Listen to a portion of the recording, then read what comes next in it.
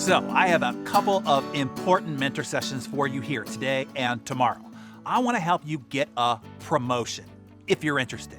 And this is relevant whether you are employed and work for a company or you are self-employed, which means that you work for clients. To state it as simply as possible up front here, it is all down to two things. Help those that you work for make more money, and or two, make life easier. Period. That's it. Let's break these two down one at a time. Today, let's focus on how to help those that you work for make more money. I remember how my mentor, Jim Rohn, explained it to me. He said, Darren, we get paid for one thing, value, not time, value. You get paid for bringing value to the marketplace, period. Now, he said, it takes time to bring value to the marketplace, but you don't get paid for the time. That's where people get this messed up. Jim would say, mistakenly, the man says, I'm making about $40 an hour. Not true. Not true. If that was true, you could just stay home and have them send you your money. So no, it's not true. You don't get paid for the hour. You get paid for the value you deliver each hour. It is what you contribute, the results that you produce, the monetary value that you deliver. That is what you get paid for. The value you deliver, not the time that you put in. So if you want to get promoted, if you want to get paid more money, become more valuable and deliver more value.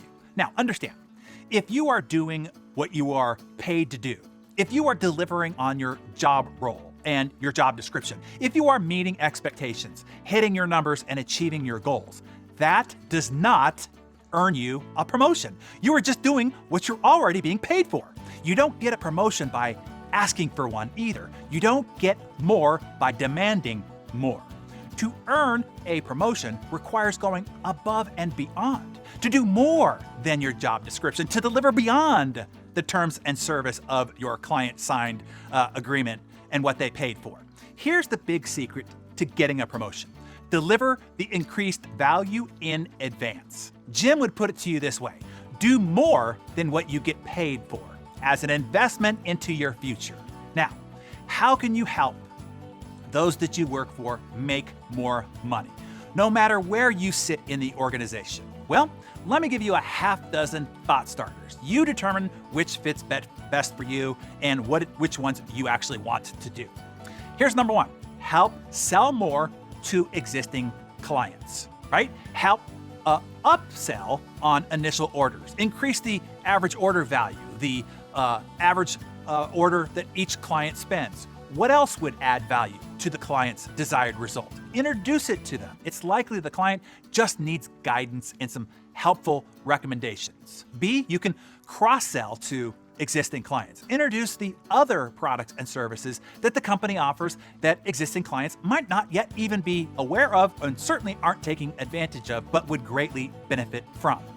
Identify new clients, new client types, new niches, new markets, those with a big need but aren't being exploited right now.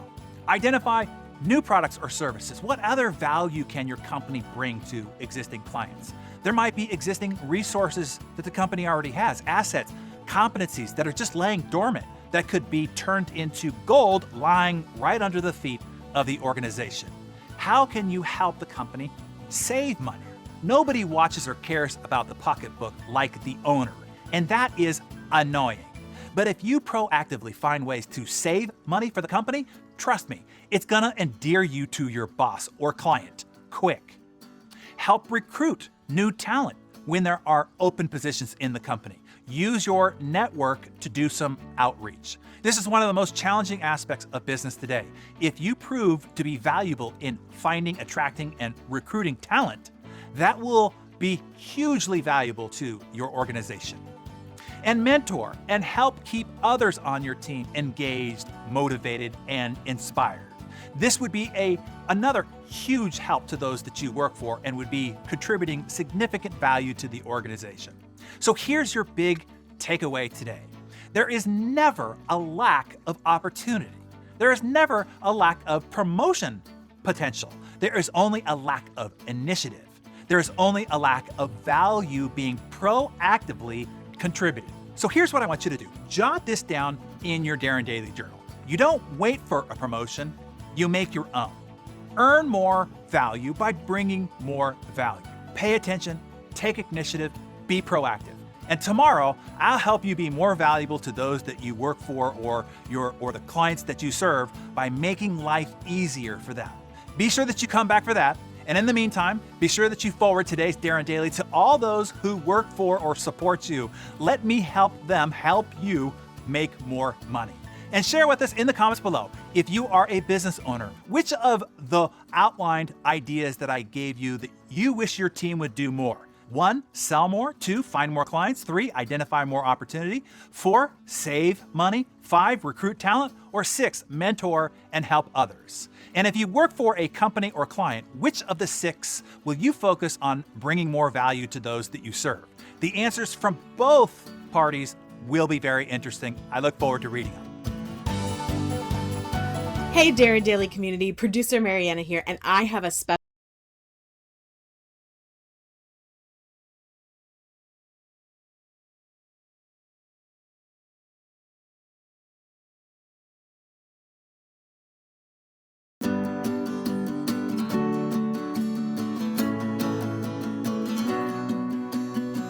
All right, welcome back to you. Okay, we're in a 2-part series on how to get a promotion. That is, if you're interested.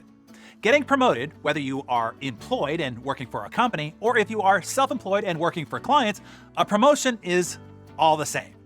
As you know by now, it boils down to 2 things. Help those that you are working for either 1, make more money, and or 2, make life easier for them. Period, end of story, that's it. And yesterday, I gave you a half dozen ways to help those that you are working for make more money. Today, we're helping you help those that you are working for make life easier. If you do that, they'll shoot you straight to the top. There are 2 people who head our entire enterprise, and it is a big job. This is no ma and pa operation here. We are a global multimedia production and training company that reaches and touches the lives of millions of people every day, generating many 8 figures in revenue and impact. So there's a lot riding on these 2 people and their leadership. And the 2 heads of this big enterprise, Maggie and Kylie, both started out as entry-level personal assistants. The very reason they are now the co-chief of staff and the co-captains to the entire global operation is precisely because they directly and uniquely contributed to making us more money and making my life easier. Not by doing their jobs, mind you, but by doing more than their jobs all along the way. They individually did more than anybody on the team. And that is how they got promoted. That is how they shot to the top spots on the team. Now, how can you help whoever you work for make life easier, no matter where you sit in the organization? Well, let me give you a half dozen thought starters. You determine what's fit for you and which ones you want to do.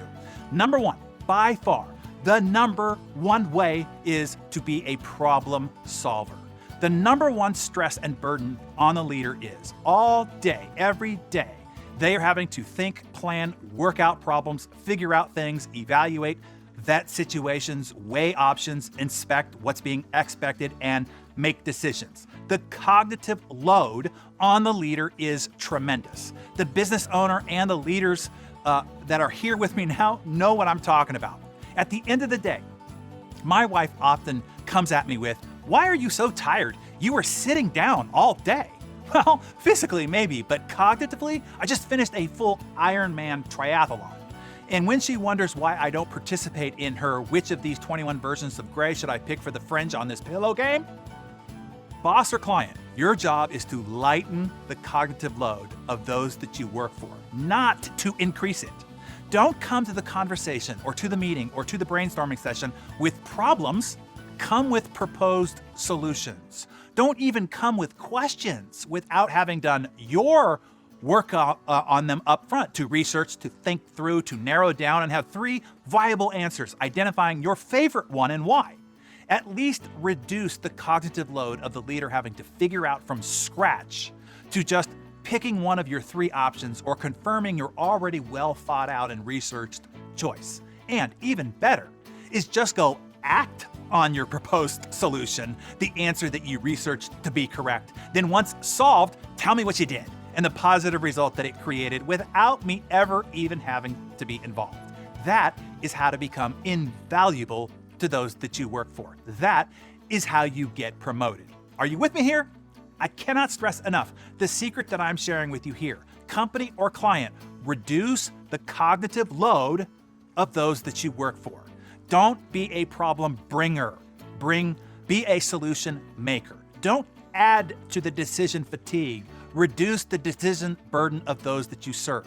All right, 5 other quickies are: 2, speak up in meetings, in brainstorming sessions, in personal development huddles. Step forward, raise your hand, play full out. Don't wait to be called on. Step out of the shadows. Get on the mat and rumble it up a little bit. Contribute, use your voice, debate vigorously, fight for your ideas and suggestions. And then once we decide, unite.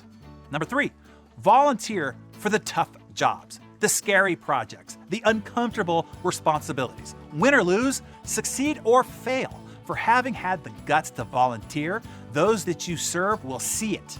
They will appreciate it, and they will reward you accordingly. Number 4, be reliable. Take extreme ownership. Once you say you've got something, make it so the one that you work for never has to wonder, second guess, check up, or follow up about it ever. And if it's ever going to be late or unsuccessful, inform them quickly. Don't wait until they're wondering about it in the shower or in the gym or while they are trying to go to sleep. Never make them get to the point where they have to ask you about it. Number 5, deliver excellence. Develop a reputation that if you are responsible, they can trust it will be done with excellence. So few do excellent work. Take personal pride in all that you output. Sign your name to your work. Those that do, you will instantly stand out. You'll notice that points 2 through 5 have all been additional forms of number 1, reducing the cognitive load of the leader. You stepping forward without having to be called on, you being the one to volunteer for tough jobs, being reliable without the need of follow-up, and being able to trust your excellent output. And then number 6, have an ambitious, positive-minded, can-do attitude.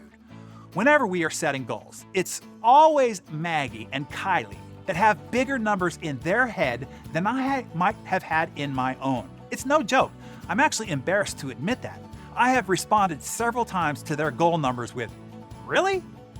Okay, if you say so." And dagnabbit, we hit them most every time.